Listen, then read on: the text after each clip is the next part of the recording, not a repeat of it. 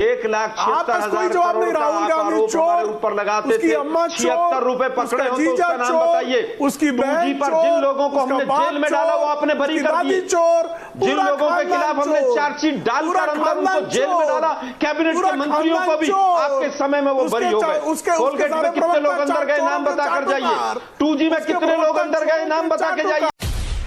मस्जिद बने तो ठीक, मंदिर बने तो गड़बड़। रिकॉर्ड के हिसाब से अयोध्या में भी कहते हैं कि वहाँ पे कई सारे मुसलमान क्लेम करते हैं वहाँ पे कब्रिस्तान था, तो वहाँ बाबरी मस्जिद कैसे बन गई? प्रेम शुक्ला जी, कब्रिस्तान नहीं था भाई, कब्रिस्तान साइड में था, मस्जिद अलग थी। देखिए अच्छा अच्छा, शांत कराइए, ये लगातार कौवे की तरह बोले जा रहे हैं। आराम से शांति से जरा सुन लीजिए दूसरों को। कुरान शरीफ पे दूसरों को सुअर की तरह समझा रहा हूं। अरे लो, सुअर तुम्हारी शक्ल में है दोस्त, सुअर तो तुम्हारी शक्ल है। मुझे कुछ कहने की जरूरत नहीं, सुअर की तरह है तुम्हारी शक्ल। शब्दों की मर्यादा की बात करती है। इलियास तुम्हारी शक्ल जो है, तुम्हारे माँ बाप की शक्ल भी सुअर जैसी है।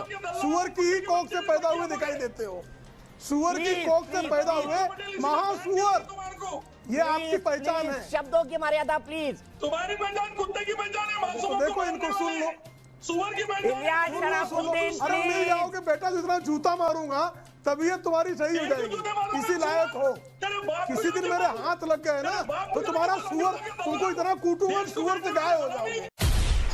आतंकवादी था उसको मारा, थोड़ा आतंकवादी था उसको मारा, और कोई आतंकवादी निकलेगा उसको मारेंगे। आप घर घर से आतंकवादी निकलो, हम घर घर में घुस के मारेंगे और आप स्यापा करना। झूठ आपका पकड़ा गया, आपका झूठ पकड़ा गया तो आप उछल रहे हैं। आतंकवादियों को मारने का झूठ पकड़ा गया तो उछल रहे हैं। आप स्यापा, हमारा हम तो सच में खड़े हैं ना, हम आतंकवादियों को मार रहे हैं और यजीदियत करने वाले, यजीद की हराम औलाद है, सरकार बनाई पूरा देश। यजीद जो है साजिद रशीदी के रूप में, यजीद आपके चेहरे से प्रकट है, सुन लीजिए, यजीद आपके मुंह से प्रकट है। यजीद की अवैध औलादें जो है। कह रहा हूं पत्रकार हूं इसीलिए प्रतीक जी कह रहा हूं, मुझे मेरी बात पूरा करने दे। मैं पत्रकार हूं इसीलिए कह रहा हूं, जब भारत में कोरोना वायरस स्टेज 2 पर है, ऐसे संवेदनशील मौके पर इस तरह की जहालत की बात करना, देखो ये जिहादी गुजरा कहें, जिहादी गुजरा कहें, बीच में शांत रहे। इस आतंकवादियों के अवैध वैचारिक औलादों से मैं कहता हूं, कैसी भाषा बोल रहे हैं कृपा करके क्या फैलाएं। शुक्ला जी क्या हो गया? बंद करो अपनी, यही सही भाषा बोल रहा हूं मैं। आतंकवादी को आतंकवादी कहना पड़ेगा, कव्वाली बंद कीजिए, को फिदाइन कहना पड़ेगा। अरे भाई, अरे कव्वाली तुम कहना बंद करो। फिदाइनों कहां से आ गए? फितरत को बहलाने वाले लोग, गौमूत्र वाले कहां से आ गए? वाले कहां से आ गए? गौमूत्र पिलाना बंद करो। मूत्र वाले कहां से आ गए? गौमूत्र पिलाना बंद करो। वाला कहां से आ गया? ये सुअर के मूत्र वाले के बारे में कृपया बताना। बराए मेहरबानी, बराए मेहरबानी, बराए मेहरबानी शुक्ला जी, बड़े लंबे समय तक आपने पत्रकारिता की है, बड़े लंबे समय तक शुक्ला जी आपने पत्रकारिता की है, इसलिए कह रहा हूं मैं पत्रकार हूं, इसलिए पूरे दायित्व के साथ कहता हूं। आईएसआई के इशारों पर नाचने वाले, पीएफआई के इशारों पर नाचने वाले, शोएब जमई जैसे आतंकवादियों के समर्थक इस देश में वायरस का भी पूरी तरह से दुरुपयोग करना चाहते हैं। बहरहाल ये दिखाई दे रहा क्यों दे रहे हैं? नदीमुद्दीन साहब से है। मुफ्ती साहब, आप तो इस्लाम के विद्वान हैं, आपसे सिर्फ इतना जानना चाहता हूं मैं, जो इस्लाम का विद्यार्थी होने के नाते इसको अन्यथा न लीजिएगा, कि जब सिंदूर लगाने वाली, चूड़ी पहनने वाली और जगन्नाथ भगवान की आरती उतारने वाली, क्या वो इस्लाम में ये जायज है या नहीं है? वो मुसलमान है या नहीं? सिर्फ स्पष्ट आपका मत, मैं इस पर कोई राजनीतिक टिप्पणी नहीं चाहता आपसे। जी नहीं, मैं सीधी बात कर रहा हूँ। जी, मैं सीधी बात कर रहा हूँ जी। हाँ, देखिए, इस्लाम के अंदर मूर्ति पूजा जायज नहीं है जी, ठीक है, बस बात खत्म। तो अब इसमें नुसरत जहां आप मुसलमान रही कि नहीं रही? एक बात है, मुसलमान होने का क्लेम कर रही है वो। अरे मेरी बात आप सुनो जी, आप हिंदू को मुसलमान बनने की जरूरत नहीं है, और मुसलमान को हिंदू कहा जा रहा है। नहीं, सिर्फ मुफ्ती साहब बताइए, मुसलमान रह गई कि नहीं रहेगी? उनका निकाह टूट गया, कलमा फिर से पढ़ना पड़ेगा कि नहीं? ये सेकुलरिज्म नहीं है। नहीं, मैं इस्लाम की बात कर रहा हूँ साहब, सेकुलरिज्म की बात नहीं कर रहा। नहीं, ये उनकी निकाह, उनको फिर से कलमा पढ़ना पड़ेगा। अगर वो मुसलमान होना चाहे तो तरीका क्या है? उनको फिर से कलमा पढ़ना पड़ेगा। अख्तियार कर लिया, मुसलमान ही नहीं है। नहीं तो कह रही मैं मुसलमान हूँ साहब। नुसरत जहाँ मुसलमान नहीं है। अरे मुसलमान है वो, कह नहीं। कौन देगा? देखिए विवेक जी, आप कह मुफ्ती साहब, अरे मुफ्ती साहब, मेरा धर्म क्या है ये मैं ही बताऊंगी ना। जिसमें मैं भरोसा करती हूँ, विश्वास करती हूँ, या मुफ्ती साहब सर्टिफिकेट देंगे? वो खुद कह रही है वो मुसलमान। अच्छा एक बात बताइए मुफ्ती साहब, एक बात बताइए। अच्छा मुफ्ती साहब, अगर आपकी मैं सेक्युलरिज्म की परिभाषा में, आपकी मैं धर्मनिरपेक्षता की परिभाषा अगर मैं आप देखूं, सुनिए मेरी बात मुफ्ती साहब, मेरी बात सुनिए। आप से सवाल है, ममता बनर्जी बंगाल की मुख्यमंत्री ममता बनर्जी ईद की इफ्तार पार्टी में जाती हैं, तो क्या मुसलमान हो गई वो? उसी तरह से अगर नुसरत जहां भगवान जगन्नाथ की मंगल आरती में जा रही है तो उनका धर्म नष्ट हो गया क्या? धर्म नष्ट हो गया? ये दोहरा मापदंड क्यों? इफ्तार पार्टी में निमंत्रित करते हैं, आमंत्रित नहीं किया जाता, कैसी बात कर रहे हैं? बिना निमंत्रण के थोड़ी जाती हो। आप आते क्यों नहीं रखता? आप क्यों आते? वो सब तो इफ्तार पार्टी करते हैं। आपको किसने कहा?